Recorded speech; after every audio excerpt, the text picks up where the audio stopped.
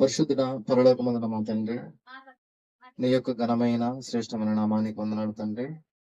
ఈ యొక్క సమయంలో కొద్దిసేపు యొక్క మాటలు చెబుతూ ఉండగా నాకు మంచి జ్ఞానాన్ని దయచేయండి తండ్రి.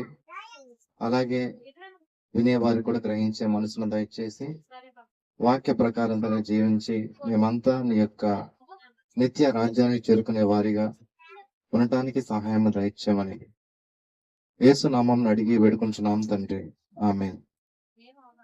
ప్రియమైన దేవుని వారలారా, ఈరోజు మరి బైబిల్ గ్రంథంలో నుండి ఒక అంశాన్ని గురించి మనం నేర్చుకుందామండి. అదేంటంటే నమ్మకాలు, మూఢ నమ్మకాలు. ఏంటండి? నమ్మకాలు, మూఢ నమ్మకాలు.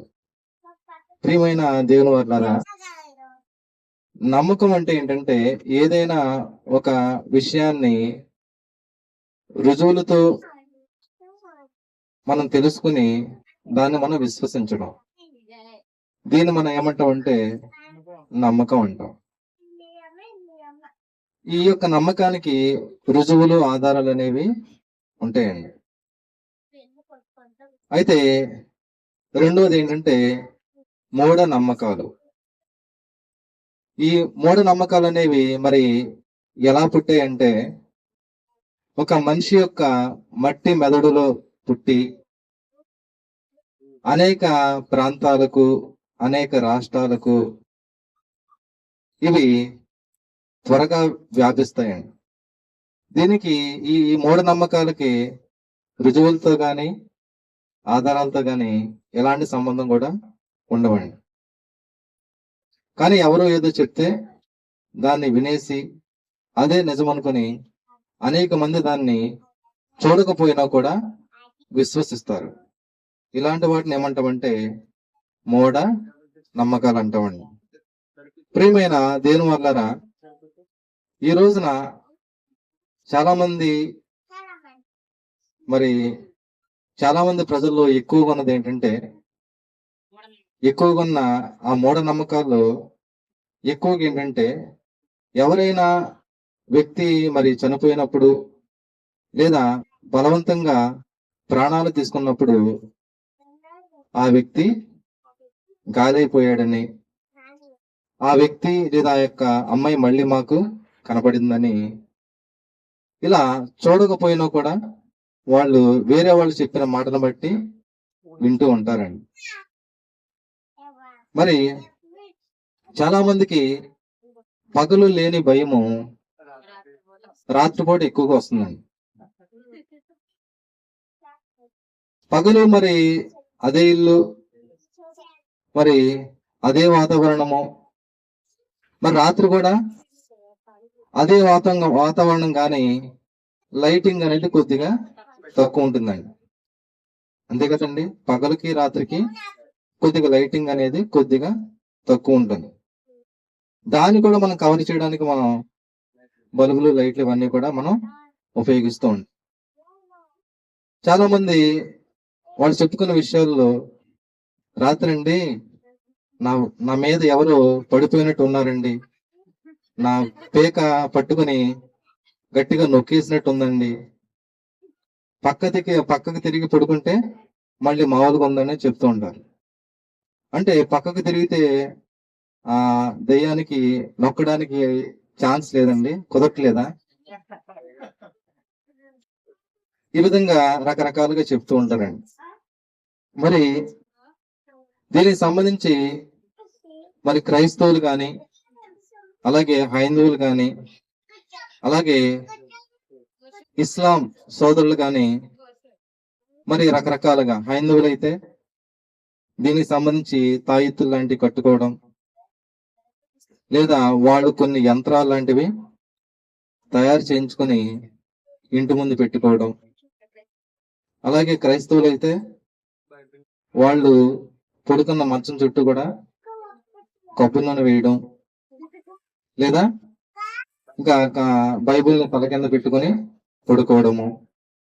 అలాగే ఇస్లాంలో కూడా కొన్ని తాయెత్తులు లాంటివి మరి చేతికి కట్టుకోవడము, ఇలాంటివన్నీ కూడా చేస్తూ ఉంటారండి. మరి ఈ లోకంలో చూసుకుంటే ఎంతో మంది చనిపోయారండి. ఇప్పుడు ఈ యొక్క భూమి పుట్టినప్పటి నుండి ఎప్పటి వరకు కనుక చూసుకుంటే చనిపోయిన వాళ్ళు ఎక్కువ మంది అండి, బ్రతికున్న వాళ్ళు ఎక్కువ. మన పంచాయతీ రికార్డులు మనం చూసుకుంటే, మన ఒంగూరు గ్రామం చూసుకుంటే, అందులో ఇప్పుడు ఉన్న వాళ్ళ కంటే చనిపోయిన వాళ్ళే ఎక్కువ ఉంటారండి. ఒంగూరు గ్రామం పుట్టినప్పటి నుండి చూసుకుంటే చనిపోయిన వాళ్ళే. ఈ విధంగా మరి ఒక రాష్ట్రం గాని, దేశం గాని, ప్రపంచం గాని చూసుకుంటే బ్రతుకున్న వాళ్ళకంటే చనిపోయిన వాళ్ళే ఎక్కువ మంది ఉంటారండి. మరి ఈ అందరూ కూడా గాలి అయిపోతే ఉన్న గాలి మనకు సరిపోద్దండి. ఉన్న గాలి మనకి సరిపోదండి. అలాగే ఈ యొక్క లోకంలో మంచి పవర్ఫుల్ క్యాండిడేట్స్ కూడా చనిపోయారండి. ఇందిరాగాంధీ మన మాజీ ప్రధానమంత్రి అండి. ఆమె చాలా పవర్ఫుల్ లేడీ అండి. అలాంటి ఆమెని చంపేశారు. అలాగే రాజీవ్ గాంధీ, అలాగే కొంతమంది చంపబడ్డారు, మరి కొంతమంది ఆత్మహత్య చేసుకుని చనిపోయారు, మరి కొంతమంది ప్రమాదాల్లో చనిపోయారండి. మరి ఆత్మహత్య చేసుకున్న వాళ్ళకి ఎక్కువ కోపం ఉంటుందా? ఎవరి చేతులైనా చనిపోయిన వాళ్ళకి ఎక్కువ కోపం ఉంటుందండి. ఆత్మహత్య చేసుకున్న వాళ్ళకి కోపం అనేది ఏమి ఉండదు. కానీ ఎవరి చేతిలో అన్న వాడు పనిగట్టుకుని చంపేస్తే మరి అలాంటి వాళ్ళకి ఎక్కువ కోపం. మరి వాళ్ళైనా వీళ్ళైనా ఎవరు కూడా మళ్ళీ తిరిగి రావడం అనేది జరిగిందండి. మరి ఎక్కడ కూడా బైబిల్లో కానీ ఎక్కడ కూడా మనం చూడవండి. కానీ ఈ యొక్క సినిమాలు అలాగే సీరియల్స్ వచ్చిన తర్వాత ఎక్కువగా మరి దర్శకులు, నిర్మాతలు ఇలాంటివి చూపెట్టడం ద్వారా ప్రజల్లో ఇవి ఎక్కువగా బాగా నాటుకుపోయాయండి. అప్పటి వరకు కూడా మనతో మళ్ళా ఇరుగు పొరుగు వారు ఎంతో కలిసి వాళ్ళల్లో మరి ఒక రోజున బియ్యం ఏరుకున్న వాళ్ళే కలిసి ఒక ఆవిడ చనిపోతే వాళ్ళకి ఏదో తెలియని భయము, భ్రాంతి ఉంటుందండి. అవునండి. అప్పటి వరకు వాళ్ళు కలిసి ఉన్నారు. ఇద్దరు కలిసి బియ్యంలో రాళ్ళేరారు. వాళ్ళలో ఒక ఆమె చనిపోయింది. చనిపోయిన వారిని చూసి బ్రతుకున్న వాళ్ళు భయపడుతుంటారు. మీ అందరికీ కూడా మరి ఎక్కువగా భయపెట్టే సినిమాలు తీసే తెలుగు డైరెక్టర్ ఎవరండి? రామ్ గోపాల్ వర్మ. ఈ రామ్ గోపాల్ వర్మని ఈయన మరి రేవతి అనే ఒక సినీ నటితో రాత్రి అనే సినిమా తీశారండి. రేవతి అనే సినీ నటితో ఏ సినిమా అండి? రాత్రి అనే సినిమా తీశారండి. ఆ రోజుల్లో ఈ యొక్క సినిమా చూసిన వాళ్ళు చాలా ఎక్కువగా భయపడ్డారు ఆ సినిమాని చూసి. ఎందువల్లంటే ఆ పోస్టర్ చూడంగానే కొద్దిగా భయంకరంగా ఉంటుందండి. ఆ పోస్టర్ అనేది చూడంగానే కొద్దిగా భయంకరంగా చూడండి. రాత్రి అనే సినిమాలో రేవతిని రామ్ గోపాల్ వర్మ ఈ విధంగా చిత్రీకరించాడండి, దెయ్యంలాగా. కానీ రేవతి ఒరిజినల్ గా ఎలా ఉంటుందో చూడండి. రేవతి ఒరిజినల్ గా ఎలా ఉంటుందండి? రేవతి ఒరిజినల్ గా చూస్తే ఇలా ఉందండి. బాగుందండి. మరి ఈ విధంగా ఉన్న రేవతిని ఈ రామ్ గోపాల్ వర్మ ఎలా చిత్రీకరించాడు? దెయ్యంలాగా చిత్రీకరించాడండి. ఆ తర్వాత ఇంగ్లీష్ లో ద నన్ అనే ఒక సినిమా వచ్చిందండి. ద నన్. మరి ఇది ప్రపంచంలో ఉన్న ప్రజలని భయపెట్టే సినిమాల్లో టాప్ 10 లో ఒకటిగా నిలిచిందంటండి. టాప్ 10 లో ఒకటిగా నిలిచింది. దాన్ని పక్కన ఒరిజినల్ ఫోటో ఉంది చూడండి. అంటే ఒరిజినల్ కూడా ఇంచుమించుగా ఆమె ఫోటో అలాగే ఉందండి. ఒరిజినల్ ఫోటో కూడా కొద్దిగా అలాగే అనిపిస్తుంది. ఇది ప్రపంచ ప్రజల్ని భయపెట్టే సినిమాల్లో టాప్ 10 లో ఒకటిగా నిలిచిందండి. అలాగే మనకి తెలుగులో చూసుకుంటే ఒక 2005లో చంద్రముఖి అనే సినిమా వచ్చిందండి. చంద్రముఖి అనే సినిమా, అందులో మరి జ్యోతిక ఓకే, ఈ యొక్క జ్యోతిక ఈ యొక్క ఇందులో చూస్తే ఎలా ఉందండి, చాలా భయంకరంగా ఉందండి. ఈమెను చూసి వాళ్ళ ఆయన మరి సూర్య గారు భయపడతారు, 2 పిల్లలు ఉన్నారండి, వాళ్ళు కూడా భయపడతారండి. మరి కానీ ఒరిజినల్ గా జ్యోతికి ఎలా ఉంటుందో చూడండి. ఒరిజినల్ గా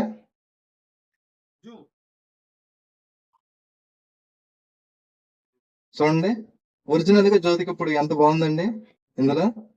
కానీ దర్శకులు ఎలా మరి క్రియేట్ చేశారంటే చాలా భయంకరంగా చిత్రీకరిస్తూ ఈ విధంగా చేశారండి.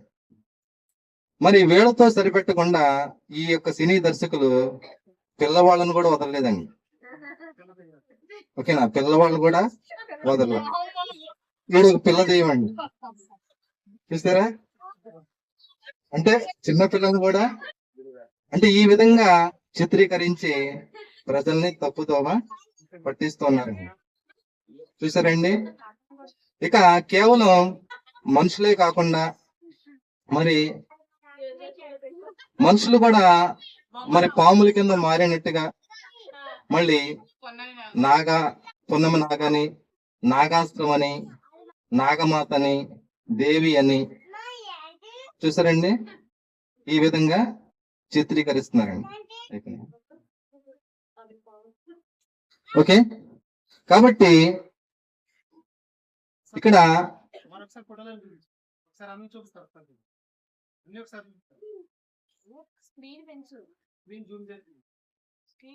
ఒకసారి చూడండి. ఇది రాత్రి సినిమాలో రేవతిని డైరెక్టర్ ఎలా చిత్రీకరించారో చూడండి. తర్వాత ఒరిజినల్ గా ఎలా ఉంది, ఓకేనా? తర్వాత ప్రపంచాన్ని ఎక్కువగా బాగా భయపెట్టించిన సినిమాలో ద నన్ హీరోయిన్, ఓకేనండి. తర్వాత మనందరికీ తెలిసిన చంద్రముఖి సినిమాలో జ్యోతికను ఎలా చిత్రీకరించారో చూడండి, దెయ్యం కింద. అలాగే నెక్స్ట్ చిన్న పిల్లల్ని ఈ యొక్క దర్శకులు ఎలా చిత్రీకరించారో చూడండి.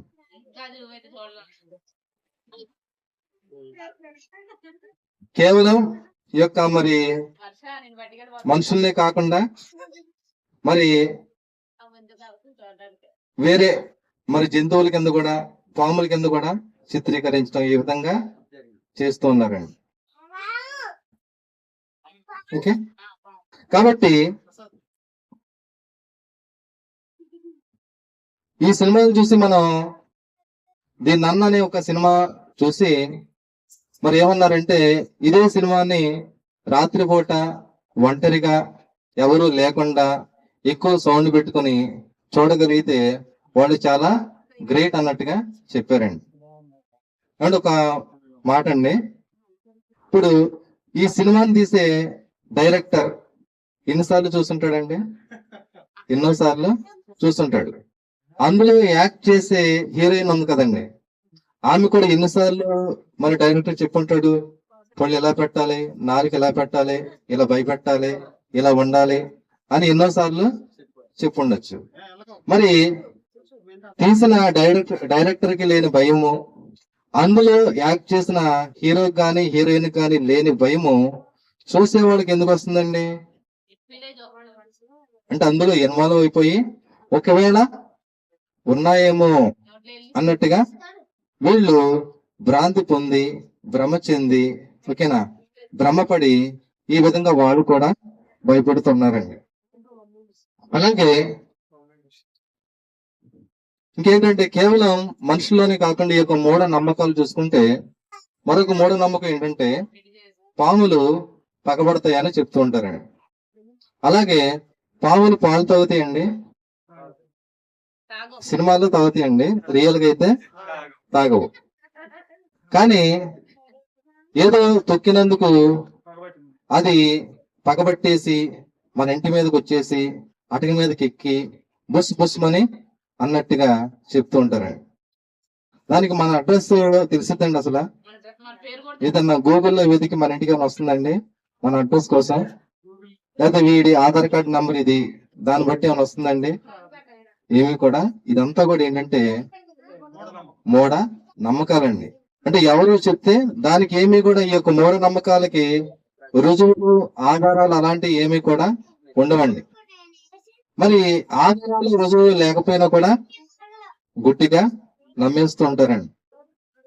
ఏదో రాయలసీమ ఏరియాలో కడప, కర్నూలు ఆ ఏరియాలో ఫ్యాక్షనజ్ ఎక్కువగా ఉందని చూపెడతారండి సినిమాల్లో.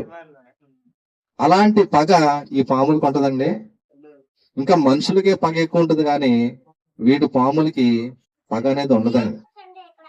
ఏదన్నా చేస్తే తొక్కినప్పుడు ఏదైనా చేయాలి తప్ప తర్వాత మళ్ళీ అది పనిగొట్టుకుని గుర్తు పెట్టుకుని దానికి ఎలా తెలుస్తుందండి? వీడి ఓటర్ కార్డ్ ఐడి ఇది, వీటి అడ్రస్ ఇదని తెలుస్తుందండి? ఏమీ కూడా తెలియదు. కానీ నేటి కాలంలో మరి ఇలాంటివి చాలా ఎక్కువగా స్ప్రెడ్ అయిపోతున్నాయండి. ఇప్పుడు ప్రజెంట్ నాటికల్లో కూడా ఉన్నాయండి. ప్రజెంట్ నాగాస్త్రం అని, నాగిడని కొన్ని సీరియల్స్ లో కూడా ఇలా చూపెడుతున్నారండి. మరి ఇలాంటి చూపెట్టి ప్రజల్ని ఏం చేస్తున్నారంటే తప్పు ద్రోవ అనేది పట్టిస్తూ ఉన్నారండి. అలాగే అంతకుముందు కాలంలో నిర్భయ చట్టం మీ అందరికి కూడా తెలుసు కదండి. నిర్భయ చట్టం. ఈ చట్టంలో మరి ఢిల్లీలోను ముంబైలోను ఒక స్త్రీని మరి కొంతమంది వ్యక్తులు పాడు చేసి చంపడం కూడా జరిగిందండి. తర్వాత ఆ యొక్క నేరస్తులకి వెంటనే శిక్ష పడలేదండి. ఆ నేరస్తులకి వెంటనే శిక్ష అనేది పడలా. మరి ఈ లోపల ఆ చనిపోయిన స్త్రీ దెయ్యమైపోయి వాళ్ళని చంపేయచ్చు కదా. చాలా రోజులు వాళ్ళ శిక్ష పడలా. తర్వాత ఎప్పటికో శిక్ష అనేది పడిందండి. అలాగే హైదరాబాద్ లో దిశ హత్య కేసు, ఒక అమ్మాయిని పెట్రోల్ పోసి చంపేయడం అనేది జరిగిందండి. ఆ నేరస్తులు కూడా వెంటనే శిక్ష అనేది పడలేదండి. కాబట్టి ఎప్పటికో మళ్ళీ కోర్టు అనేది శిక్ష విధించడం అనేది జరిగింది. ఈ లోపల ఏమీ కూడా అక్కడ ఈ అమ్మాయి ఇంకా గాలైపోవడం అలాంటి ఏమీ కూడా జరగల. కాబట్టి దేవుడు ఏం చెప్తున్నారంటే మనుషులను గురించి జాగ్రత్త పడుడి. దేవుడు ఏం చెప్తున్నాడండి? మనుషులను గురించి జాగ్రత్త పడుడి. శవాలను గురించి, దెయ్యాల గురించి జాగ్రత్త పడుని మరి దేవుడు చెప్పడం లేదండి. ఎందువల్లంటే మనుషుల్లోనే ఈ యొక్క గొడవలు ఉంటాయి. మనుషుల్లోనే ఏదన్నా పోయినా, మన బండి పోయినా, కారు పోయినా ఎక్కడ పోతుందండి? మనుషుల్లోనే పోతుంది. శ్మశానంలో మన బండి, కారు అలాంటివి ఏవి కూడా పోవండి. కాబట్టి ఎక్కువగా జరిగేవి దొంగతనాలు మనుషుల్లోనే జరుగుతాయి. కాబట్టి దేవుడు ఏం చెప్తున్నారంటే మనుషులను గురించి జాగ్రత్త పడుడి అని దేవుడు చెప్తున్నాడండి. కాబట్టి ఆది కాండంలో కూడా మన బైబిల్లో చూసుకుంటే ఆది కాండము 4వ అధ్యాయము 8వ వచనం అండి. ఆది కాండము 4వ అధ్యాయము 8వ వచనం. ఈ సందర్భం మీ అందరికి కూడా తెలుసండి. మరి కయ్యూను హేబేలు సందర్భం ఒకసారి చదవండి. కయ్యూను తన తమ్ముడైన హేబేలుతో మాట్లాడెను. వారు పొలములో ఉన్నప్పుడు కయ్యూను తన తమ్ముడైన హేబేలు మీద పడి అతనిని చంపెను. చాలండి. ఇక్కడ ఈ యొక్క సందర్భంలో మనం చూసుకుంటే మరి హేబేలుని తన అన్నయ్య అయిన కయ్యూను అతని మీద పడి చంపడం అనేది జరిగిందండి. మరి ఇలా మరి హేబేలు చనిపోయినప్పుడు అతని రక్తం అనేది నేల నుండి నాకు మొరపెడుతుందని దేవుడు చెప్పడం కూడా జరిగింది. ఇక్కడ హేబేలు మరి చంపబడ్డాడు కాబట్టి హేబేలు దేవుడైపోయినట్టుగా ఏమన్నా ఉందండి? ఏమీ లేదు. దాని శిక్ష ఎవరు విధించారంటే దేవుడే విధించాడే తప్ప ఇక్కడ హేబేలు అనేది ఆయన గాలైపోవడము లేకపోతే పగ తీర్చుకోవడము అలాంటి ఏమీ కూడా జరగలేదండి. లేదండి హేబేలు గుడ్ క్యారెక్టర్, చాలా మంచోడు, మరి బ్యాడ్ క్యారెక్టర్ అయితే ఇలా జరుగుతాయంటే అదే అధ్యాయంలో 23వ వచనం చూడండి. అదే 4వ అధ్యాయము 23వ వచనం. లెమెకు తన భార్య అయిన ఓ ఆదా ఓ సిల్లా నా పలుకు వినుడి, లెమెకు భార్యలారా నా మాట ఆలకించుడి, నన్ను గాయపరిచినందుకై ఈ లెముక్ అనేవాడు ఏం చేశాడంటే నన్ను గాయపరిచినందుకే ఒక మనిషిని చంపేశాడంట. లెముక్ అనేవాడు ఏదో ఏం చేశాడంటే ఒక మనిషిని చంపేశాడు, నరహంతకుడు.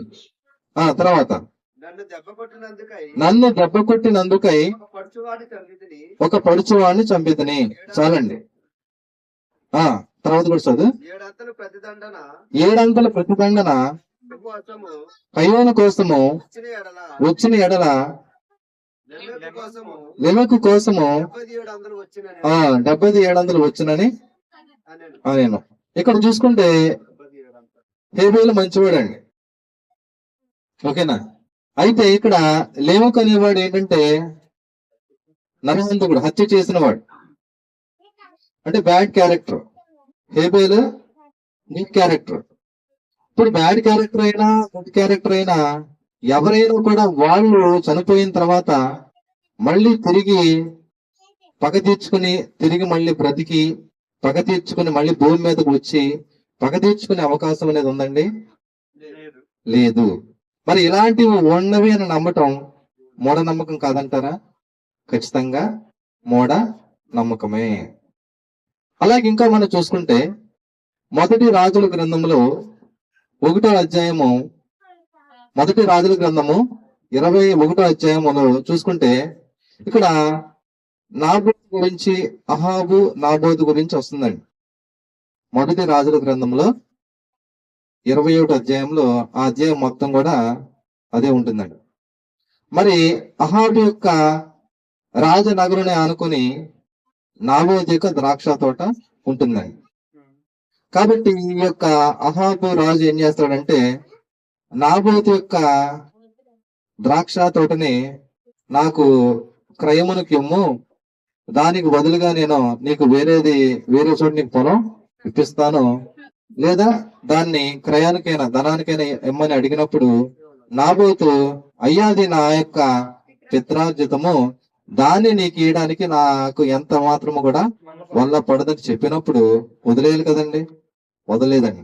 అయినా ఇక్కడ అహాబు రాజు కాబట్టి ఎంత ఆస్తి ఉండదండి, ఎంతో ఆస్తి ఉంటది. మరి ఈ రోజు ఇక్కడ చూసుకుంటే ఎక్కువ ఆస్తున్న వాళ్ళు కూడా పేదవాడికి ఉన్న కొద్దిగా ఆస్తి గురించి ఆశపడుతూ ఉంటారండి. మరి చాలా మంది పేదవాళ్ళకి రావాల్సిన పెన్షన్లు వీళ్ళు కాజేయడము ఇలాంటివి చేస్తూ ఉంటారండి. మరి ఈ విధంగా మరి అన్నప్పుడు మరి అతని యొక్క భార్య అయిన యెజెబెలు యొక్క ప్రేరేపణ చేత ఈ యొక్క నాబోతుని చంపించటము, మరి దొంగతనంగా ఏదో తాకీదులో రాయించి అబద్ధ సాక్ష్యాలు నిలబెట్టి 2 వ్యక్తులతో మరి అబద్ధ సాక్ష్యం చెప్పించి ఈ యొక్క నాబోతు దేవుణ్ణి ప్రజల్ని కూడా దూషించాడని చెప్పి మరి ఈ యొక్క నాబోతుని మరి చంపించడం కూడా జరిగిందని. మరి నాబోతు చనిపోయినప్పుడు అతను మళ్ళీ బ్రతికి అహాబ్ మీద ఏమన్నా పడిపోయాడండి? అహాబ్ మీద ఏమన్నా పగ తీర్చుకున్నాడా? జరగలేదండి. అహాబ్ మీద ఏమీ కూడా పడల. అలాగే మనందరికీ కిల్లరి వీరప్పని తెలుసు కదండి. కిల్లరి వీరప్ప గంధపు చెక్కల స్మగ్లర్. వాడిని పట్టుకుని తర్వాత చంపడం కూడా జరిగిందండి, ఉరి తీయడం కూడా జరిగింది. మరి ఈయన ఈ యొక్క కిల్లరి వీరప్పని ఏమైనా గాలైపోయాడా? తను చంపిన వాళ్ళ మీద ఏమైనా పగ తీర్చుకున్నాడండి? ఏమి కూడా తీర్చుకోలేదు. బిన్ లాడెన్ తెలుసు కదండి. బిన్ లాడెన్ అమెరికాలో మరి టవర్స్ ని కూల్చివేయడం కూడా జరిగింది. అమెరికా వాళ్ళకి ఈ బిన్ లాడెన్ మీద చాలా చాలా కోపం. మరి అలాంటి బిన్ లాడెన్ ని మరి పట్టుకుని అతను కూడా చంపడం జరిగింది. ఇప్పుడు మరి అమెరికా వాళ్ళ మీద బిన్ లాడెన్కి ఎంత కోపం ఉంటుంది? ఇతను గాలిపోతే వీసా అక్కర్లేదు, పాస్పోర్ట్ కూడా అక్కర్లేదని వెంటనే అమెరికా మీద పడి చంపేయచ్చు. కాబట్టి ఇలాంటివి ఏమి కూడా జరిగే అవకాశం అనేది లేదు. ఇక్కడ బైబిల్ గ్రంథంలో కూడా చూసుకుంటే ఈ యొక్క నాబోతు మరి అన్యాయంగా మరి చనిపోయాడు కాబట్టి దానికి శిక్ష దేవుడే రప్పించాడండి. ఏలియా ఒక ప్రవక్త ద్వారా ఏలియా ప్రవక్తని అహాబు దగ్గర పంపించి, మరి నువ్వు అన్యాయంగా నాబోతుని చంపించి అతని యొక్క ద్రాక్ష తోటను నువ్వు ఆక్రమించుకున్నావు కాబట్టి, నాబోతు ద్రాక్ష తోటను నువ్వు ఆక్రమించుకున్నావు కాబట్టి ఏ చోట మరి కుక్కలు నాబోతు రక్తాన్ని తాగాయో అదే చోట మీ రక్తాన్ని నాగుతాయని చెప్పడం కూడా జరిగిందని. అంటే ఇక్కడ శిక్ష ఎవరు భరిస్తున్నారు? వాళ్ళు చనిపోయినప్పుడు వాళ్ళంతటా వాళ్ళే మళ్ళీ దెయ్యాలుగా మారిపోతున్నారా? అలాంటిదేమీ జరగట్లేదండి. దేవుడే శిక్ష అనేది విధిస్తున్నాడు. ఒకసారి హెబ్రీయుల పత్రికలో చూసుకుంటే, హెబ్రీయులకు రాసిన పత్రిక 9వ అధ్యాయము 27వ వచనం అండి. హెబ్రీయులకు రాసిన పత్రిక 9వ అధ్యాయము 27వ వచనం. మృతులు ఒక్కసారే మృతి పొందాలని, చాలండి, మనుషులు ఒక్కసారి మృతి పొందవలని నియమింపబడిను. దేవుడు ఎలా నియమించాడండి? మనుషులు ఒక్కసారి మృతి పొందాలి. ఒక్కసారి చనిపోతే మళ్ళీ తిరిగి బ్రతికే ఛాన్స్ ఉందండి? దేవుడు కూడా అలాగే నియమించాడు. మనుషులు ఒక్కసారే మృతి పొందాలని దేవుడు నియమించాడు. అంతే తప్ప మనిషి చనిపోయిన తర్వాత 3వ వార్డులోనో 4వ వార్డులోనో 10వ వార్డులోనో గాలి తిరుగుతుంటుందండి. అలా తిరిగే ఛాన్స్ అనేది లేదు. మనుషులు ఒక్కసారి మృతి పొందాలని దేవుడు చెప్పడం కూడా జరిగిందండి. అలాగే యోబు గ్రంథము 16వ అధ్యాయము 22వ వచనం అండి. యోబు గ్రంథము 16వ అధ్యాయము 22వ వచనం. కొద్ది సంవత్సరములు గతించిన తర్వాత తిరిగి రాని మార్గమున కొద్ది సంవత్సరములు గతించిన తర్వాత తిరిగి రాని మార్గమున నేను వెళ్ళేదను. ఏ మార్గం అంటే అది? తిరిగి రాని మార్గము. అంటే మళ్ళీ తిరిగి వచ్చి, ఒకసారి చనిపోయిన తర్వాత తిరిగి వచ్చే ఛాన్స్ ఉందండి? ఛాన్స్ అనేది లేదు. అంటే తిరిగి రాని మార్గమున వెళ్ళేదను అని చెప్తున్నారండి. కాబట్టి మళ్ళీ తిరిగి భూమి మీదకి వచ్చే ఛాన్స్, చనిపోయిన తర్వాత మళ్ళీ తిరిగి భూమి మీదకి వచ్చే అవకాశం అనేదే లేదు. అలాగే అదే యోబు గ్రంథము 7వ అధ్యాయము 9వ వచనం అండి. యోబు గ్రంథము 7వ అధ్యాయము 9వ వచనం. మేఘము విడిపోయి అదృశ్యమైనట్లు పాతాళంలోకి దిగిపోయిన వాడు మళ్ళీ ఎన్నడూను రాడు. అంటే పాతాళానికి ఒకసారి కనుక దిగిపోతే మళ్ళీ తిరిగి వచ్చే అవకాశం అనేదే లేదు. ఇప్పుడు మనుషులు చనిపోయేటప్పుడు ప్రేమగా ఉన్న వాళ్ళు చనిపోతారండి, ఏదో మరి చెడ్డవాళ్ళు చనిపోతారు, అందరూ కూడా చనిపోతారండి.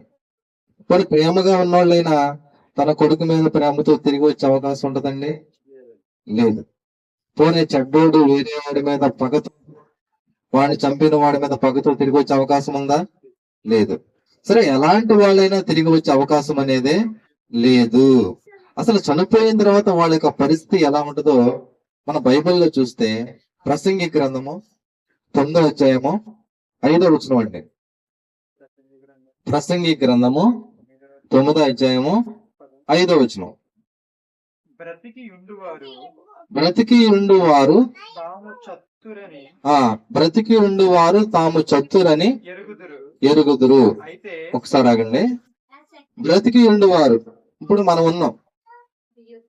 బ్రతికి ఉండువారు తాము చతురని ఎరుగుదురు. ఏదో ఒక సమయాన మనం చనిపోతామని మనందరం కూడా తెలుసు, మనందరికీ కూడా తెలుసు. కానీ చదవండి. వచ్చిన వారు ఏమీ ఎరుగరు. చనిపోయిన తర్వాత ఏమీ కూడా ఎరగరంటాడు. అంటే వాళ్ళకి ఏమీ కూడా తెలియదు. చదవండి. వారి పేరు మరవబడి ఉన్నది, వారికి ఏ లాభమును కూడా కలగదు. వారి ఇంకా ప్రేమింపరు, పగబెట్టుకొనరు, అసూయ పడరు. సూర్యుని కింద జరుగు వాటిలో దేని యందును వారికి ఎప్పటికీ వంతు లేదండి. అంటే చనిపోయిన వాళ్ళు ప్రేమింపరంటండి. అంటే తిరిగి వాళ్ళ బిడ్డల మీద ప్రేమతో తిరిగి వచ్చే అవకాశం ఉందా? లేదు. ప్రేమింపరు, పగ కూడా పగ తీర్చుకుందామని భూమి మీదకి వచ్చే అవకాశం ఉందంటే అది కూడా లేదండి. ప్రేమింపరు, పగ పెట్టుకున్నారు, ఒకళ్ళు అసూయపడే అవకాశం ఉందంటే అది కూడా లేదండి. చనిపోయిన తర్వాత ప్రేమింపరు, పగ పెట్టుకున్నారు, అసూయ పడరు. ఇక్కడ ఒక్క మాటలో చెప్పేశారండి. సూర్యుని కింద లేక దేని యందును కూడా వారికి వంతు లేదు. అంటే ఇంకా భూమి మీద జరిగే వాడితో వాళ్ళు ఏం చేయలేరు. వాళ్ళకి వంతే లేదు, వాళ్ళకి సంబంధం అనేది లేదు అని ఒక్క మాటలు ఇక్కడ దేవుడు చెప్పేసాడండి. కాబట్టి దేవుని యొక్క మాటలు వింటున్న మనము మరి ఎలాంటి వాటిని నమ్మాలి? ఓకేనా? అంటే ఏదైనా ఆధారం ఉంటే దాన్ని మనం నమ్మొచ్చు, అది నమ్మకం. కానీ మూఢ నమ్మకాలు అనేవి ఏంటంటే దానికి ఒక ఆధారాలు, రుజువులు ఏమి ఉండవు. ఎవరు ఏది చెప్తే అది వినేస్తూ ఉంటాం. అది నిజమా అబద్ధమా, అసలు అలా జరిగిద్దా అనేది ఎలాంటి ఆధారాలు కూడా ఉండవు. కాబట్టి దేవుడు వీటి గురించి బైబిల్లో అనేక సందర్భాల్లో చాలా చక్కగా దేవుడు వివరించాడండి. కాబట్టి ఇలాంటి మూఢ నమ్మకాలు అనేది ఎవరిలో కూడా, క్రైస్తవుల్లో గాని హైందవులు కానీ ఎవరిలో కూడా ఉండకూడదు. ఒకవేళ ఇలాంటివి కనుక మనం నమ్మామనుకోండి, మన యొక్క జీవితమే పాడైపోతుంది. అసలు నిజంగా దెయ్యం అనేది ఏంటంటే ఇప్పుడు చాలా మరి దృశ్యాలు చూశారు కదండి. అసలు అదృశ్య వినాశిని, అసలు కంటికే కనబడదు. మీరు చిన్నదని, అదే ఆడదెయ్యం అని, లేకపోతే మగదెయ్యం అని ఇలా కొన్ని చూసాం కదా, పిల్లదెయ్యం అని. అయితే అసలు ఈ అపవాది అనేవాడు అదృశ్య వినాశిని, మన కంటికే కనబడకుండా మన మీద దాడి చేస్తాడు. మరి ఎలాంటి రూపం ఇవ్వగలవు నువ్వు? ఎలాంటి రూపం ఇవ్వడానికి అవకాశం అనేది లేదు. అదృశ్యంగా ఉండి మన మీద దాడి చేస్తూ మనల్ని దేవునికి దూరంగా ఉండేలాగా చేస్తుందండి అదృశ్య వినాశిని. కాబట్టి దానికి దూరంగా ఉండాలంటే దేవునికి మనం దగ్గరగా ఉండాలండి. కాబట్టి దేవుడు మన బైబిల్లో చెప్పినట్టుగా మనము సరైన విశ్వాసం కలిగి ఏది నిజం, ఏది అబద్ధం, ఏది నమ్మాలి, ఏది నమ్మకూడదు అనేది మనం తెలుసుకుని దేవునికి ఇష్టమైన వారిగా జీవించాలని కోరుతూ ఈ యొక్క మాటలు ముగిస్తున్నానండి. ప్రార్థన చేసుకుందామండి. పరిశుద్ధుడా, పరలోకమందున మా తండ్రి, ఎప్పటి వరకు కూడా మరి బైబిల్లో నుండి నమ్మకాలు, మూఢ నమ్మకాలు అనే అంశం గురించి కొద్దిసేపు నీ యొక్క పిల్లలకి వివరించి చెప్పాను తండ్రి.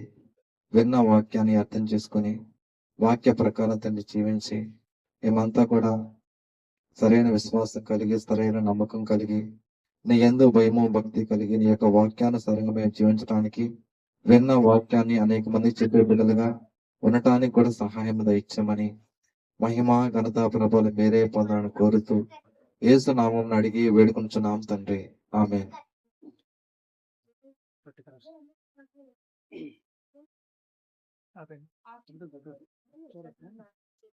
అన్నదమ్ములిద్దరు బాగా చెప్పారు పాఠాలు. సమాధుల్లో బండిని వదిలిపెడితే ఎక్కడ పోదండి. మరి దెయ్యాలన్నీ ఎత్తుకుపోవాలి కదా. దొంగతనాలు ఎవరు చేస్తున్నారు ఇప్పుడు? మనుషులే. దెయ్యాలు చేస్తే అసలు మనం ఇంట్లో ఉండగలమా? మన వస్తువులకి భద్రతే ఉండదు. చాలా మంచి విషయాలు చెప్పాడు. పెట్టేదరక్షణ తీసుకుని వేయించుకుంటాం. సాయంకాలం ప్రార్థన ఎందుకు పెట్టలేదంటే కాలం అంతా తోగుతున్నారు, పాములు, చాలా దారుణంగా ఉంటుంది పరిస్థితి. మన జాగ్రత్త, దేవుడు ఉన్నాడు ఓకే, మనం తీసుకునే జాగ్రత్త కూడా మనం తీసుకోవాలి. చిన్నపిల్లలు ఉన్నారు, ఒక నేను వచ్చి అని జరిగింది అనుకోండి, దేవుడిగా చెడ్డ పేరు వస్తుంది, మనకు కాదు ముందు. ఎందుకంటే ఈ ఆదివారం ఆపేస్తాము. మనకి ఎగ్జామ్ మళ్ళీ 12వ తారీఖున 12వ తారీఖున ఎగ్జామ్ చేశారా, దాని తర్వాత నుంచి మనం ప్రతి ఆదివారం పట్టుకోబోతున్నాం. మీకు సోమవారం మెటీరియల్ ఇచ్చేస్తాను, చదువుకుని పెట్టే దర్శనం వేయించుకుని వెళ్దాం. ఈ ఎగ్జామ్ మాత్రం ఎవ్వరు కూడా మిస్ అవ్వద్దు, ఎందుకంటే మెటీరియల్ చేతిలో పెట్టేస్తున్నారు కాబట్టి గంటలో చదివేసుకోవచ్చు. ఓకేనా?